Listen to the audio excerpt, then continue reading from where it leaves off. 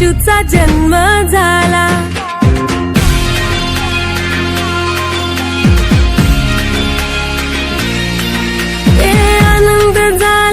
आनंद झाला राजा येशूचा जन्म झाला. आनंद झाला राजा येशूचा जन्म झाला. बोला येशूचा जन्म कशाला झाला, बोला येशूचा जन्म कशाला झाला, बोला येशूचा जन्म कशाला झाला, बोला येशूचा जन्म कशाला झाला. पापांपासून मुक्ती देण्यास झाला राजा येशूचा जन्म झाला. आनंद झाला राजा येशूचा जन्म झाला. आनंद झाला राजा येशूचा जन्म झाला.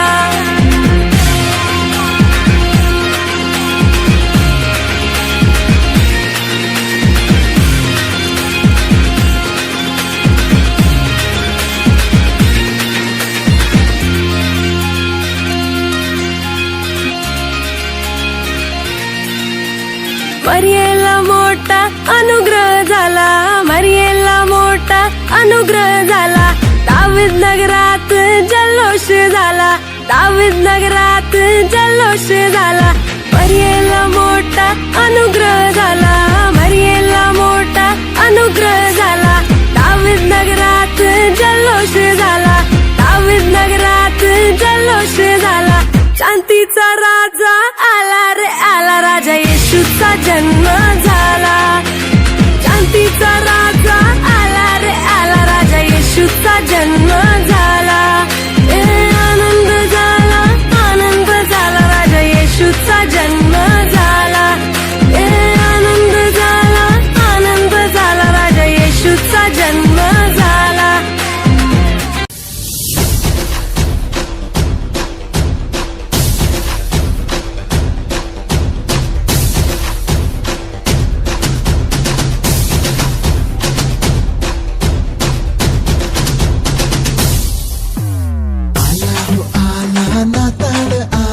हर्षाने बोला आलेलुया. आला हो आला नाताळ आला, हर्षाने बोला आलेलुया. बेथलेहम गावी येशू जन्मला, बेथलेहम गावी येशू जन्मला. हर्षाने बोला आलेलुया. आलेलुया आलेलुया आलेलुया आलेलुया. आला हो आला नाताळ आला, हर्षाने बोला आलेलुया. आला हो आला नाताळ आला, हर्षाने बोला आलेलुया.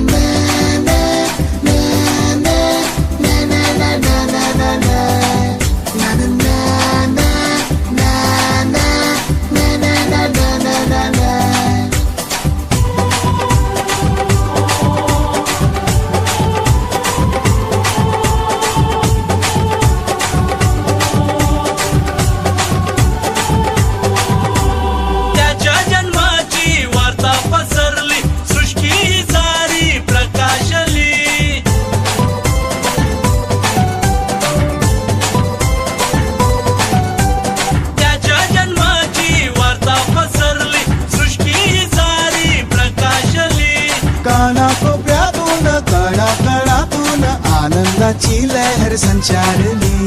आई मरिया धन्यती झाली, हर्षाने बोला आलेलुया.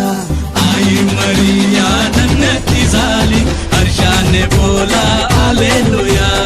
आलेलुया आलेलुया आलेलुया आलेलुया. आला हो आला नाताळ आला, हर्षाने बोला आलेलुया. आला हो आला नाताळ आला, हर्षाने बोला आलेलुया.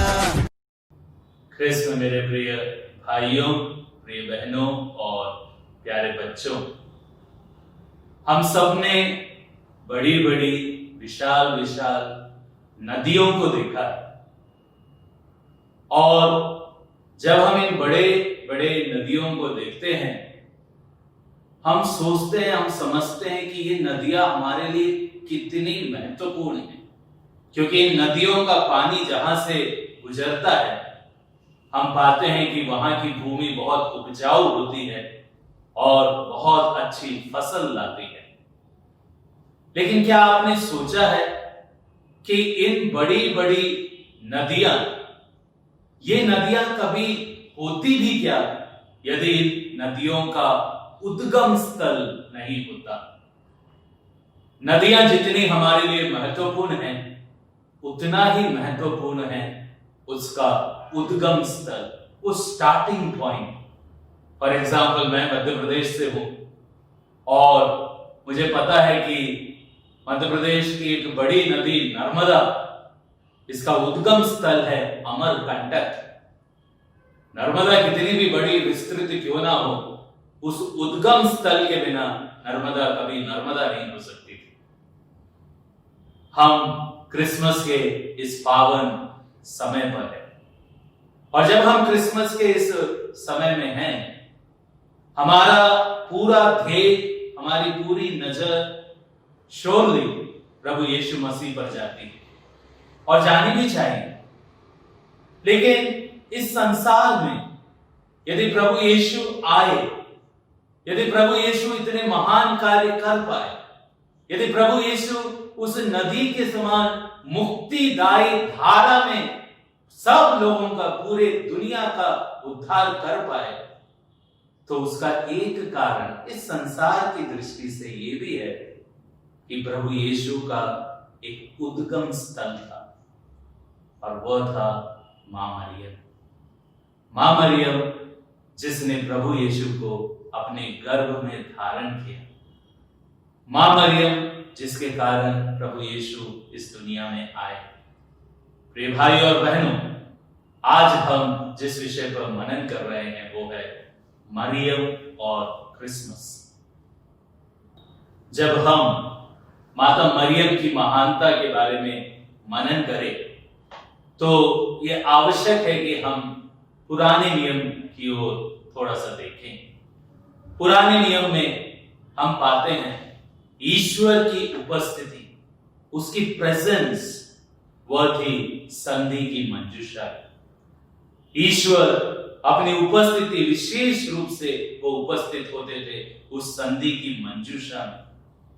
और इस नए नियम में यदि कोई नवीन संधि की मंजूषा है तो वो है माता मरियम। जिस प्रकार ईश्वर उस पुराने संधि की मंजूषा के गर्भ में उपस्थित होते थे, ठीक वैसे ही नए नियम में हम पाते हैं कि हमारे मुक्तिदायक प्रभु यीशु मसीह माता मरियम के गर्भ में उसी रीति से उपस्थित हो जाते हैं और इस प्रकार मां मरियम हमारे लिए नवीन संधि की मंजूषा बन जाती है। वह स्त्री जिसमें ईश्वर विद्यमान था, वह स्त्री जिसमें ईश्वर विद्यमान है और वह स्त्री जिसमें ईश्वर हमेशा विद्यमान रहेगा। प्रिय भाइयों और बहनों, इसमें कोई दो राय नहीं कि मां मरियम को ईश्वर ने अपने पुत्र यीशु को जन्म देने के लिए पहले से ही चुन लिया। इसलिए तो मां मरियम को उन्होंने आदि कलंक, आदि पाप से बचा के रखा था। लेकिन मां मरियम इस संसार में एक साधारण मनुष्य के समान ही जीवन जी, परंतु उनके जीवन और अन्य लोगों के जीवन में एक प्रमुख डिफरेंस था और वह डिफरेंस था कि वो पाप से बची रही, गलतियों से बची रही, पवित्र निर्मल जीवन जीती रही। और यदि मरियम के जीवन में अगर हम कहें कि सबसे महत्वपूर्ण क्षण कौन सा क्षण था, तो हम पा सकते हैं कि मरियम के जीवन में सबसे महत्वपूर्ण क्षण वह क्षण था जब उसने गब्रियल के संदेश सुनने के बाद अंत में शायद सिर झुकाते हुए गब्रियल से कहा, मैं प्रभु की दासी हूं, तेरा कथन मुझ में पूरा हो जाए। प्रिय भाइयों और बहनों, मैं समझता हूं उस दिन से उस क्षण से जब मरियम ने अपने आप को नम्र और विनीत बनाते हुए ईश्वर की आज्ञा पालन करने का संकल्प लेते हुए जब उस गब्रियल महादूत से कहा, मैं प्रभु की दासी हूं, जैसा तू चाहता है वैसे मेरे जीवन में पूरा हो जाए, उस दिन से विशेष रूप से यीशु प्रभु ईश्वर की उपस्थिति मरियम के जीवन में थी। और उस दिन से लेकर मां मरियम के जीवन के अंतिम दिन तक हम कह सकते हैं ईश्वर उसके साथ था, ईश्वर उसके साथ था। और इसलिए हमको इस बात को समझना है कि ऐसा नहीं कि मरियम के जीवन में दुख नहीं, मरियम के जीवन में तकलीफ नहीं आई, मरियम के जीवन में कोई कष्ट नहीं हुआ। हम बाइबल से देखते हैं, पढ़ते हैं कि मां मरियम को तो अपना जो गर्भ से थी, अपना पुत्र प्रसव करने के लिए भी एक छोटे से गौशाले में जगह लेनी पड़ी। मां मरियम को तो जैसे ही उसने अपने पुत्र यीशु को जन्म दिया, उसके बाद उसको मिस्र देश भागना पड़ा, पूरा जीवन उसको गरीबी में जीना पड़ा। यही नहीं, उसको कई बार यीशु को अपने सामने दुख झेलते हुए देखना पड़ा, कठिनाई में देखना पड़ा। इसलिए कई बार वो यीशु के पास आती थी यह कहके, यह सोचे कि बेटा यदि इतना कठिन जीवन है तो मेरे साथ वापस चलो। और हम जानते हैं कि प्रभु वह तो जैसा पिता के कार्य के लिए आगे बढ़ा वो तो बढ़ता ही गया, लेकिन मरियम ने अपने बेटे को जीवन काल में भी दुख झेलते हुए देखा था। और सबसे बड़ा दुख जब मरियम ने यीशु को क्रूस में मरते हुए देखा। पर इन सारे दुख तकलीफों के बीच में भी प्रिय भाइयों और बहनों, ईश्वर मरियम के साथ था। और ईश्वर मरियम के साथ क्यों था? क्योंकि उसने ईश्वर के सामने सिर झुकाया, अपने आप को विनम्र बनाया, अपने आप को बिल्कुल दासी बनाया और कहा, तेरा कथन मुझ में पूरा हो जाए। जब हम प्रिय भाइयों और बहनों ये क्रिसमस मनाते हैं, शायद मरियम का ये गुण हमको हमारे जीवन में लागू करना चाहिए। कई बार क्या होता है, हम ईश्वर के कथन, उसके वचन, उसकी आज्ञा को सिर झुकाकर अपने जीवन में लागू नहीं करते। कई बार हम कैसा अपना जीवन जीते हैं, हम ये बताना चाहते हैं कि जैसा मैं चाहता हूं वैसा ही मैं करूंगा। क्या कलीसिया सिखाती है, क्या ईश्वर का वचन सिखाता है, क्या उसकी आज्ञा सिखाती है, उससे मुझे कोई लेना देना नहीं। जो मुझे सही लगता है मैं वैसा करूंगा। जब हम ऐसा करते हैं प्रिय भाइयों और बहनों, तो फिर ये तो नेचुरल है कि हम पाप में गिर जाते हैं, हम दुख में पड़ जाते हैं, हम तकलीफ में आ जाते हैं और हमारा जीवन छत विक्षत हो जाता है। लेकिन यदि हम मरियम के समान यह कह सके कि हे प्रभु, तेरे कथन के अनुसार मेरा जीवन चले, तेरा कथन मुझ में लागू हो, प्रभु जैसा तू चाहता है, जो मार्ग तूने दिखाया है मैं उस मार्ग पे चल सकूं। जब हम ऐसा करेंगे, हम अपने आप के जीवन में न केवल आशीष पाएंगे, परंतु सबसे इंपॉर्टेंट बात कि हम पाप से दूर रहेंगे। पाप से दूर रहेंगे तो अपना जीवन हम निर्मल बनाएंगे, पवित्र बनाएंगे। और ईश्वर का वचन, जैसा कि संत मत्ती के सुसमाचार अध्याय 5 में बताया ही गया है, जहां ईश्वर आशीर्वचन बोलते हैं, वो कहते हैं कि धन्य है वे जो निर्मल हैं, वो ईश्वर के दर्शन करेंगे। प्रिय भाइयों और बहनों, जब हम ईश्वर के सामने सिर झुकाते हैं, जब हम उसकी आज्ञा मानते हैं और उस प्रकार अपने जीवन को पवित्र बनाते हैं, निर्मल बनाते हैं, तो हम भी अपने जीवन में ईश्वर के दर्शन करते हैं। मां मरियम के साथ ईश्वर था।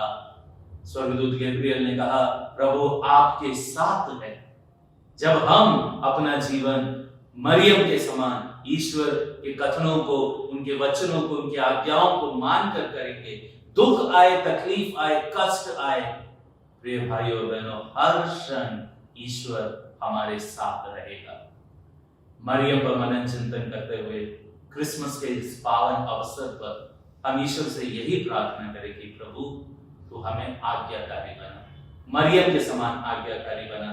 सिर झुकाकर हम भी बोलने वाले हो सके कि तेरा कथन, तेरा वचन, तेरी आज्ञाएं मेरे जीवन में पूरी हो जाए, मैं उसको मानूंगा, लागू करूंगा।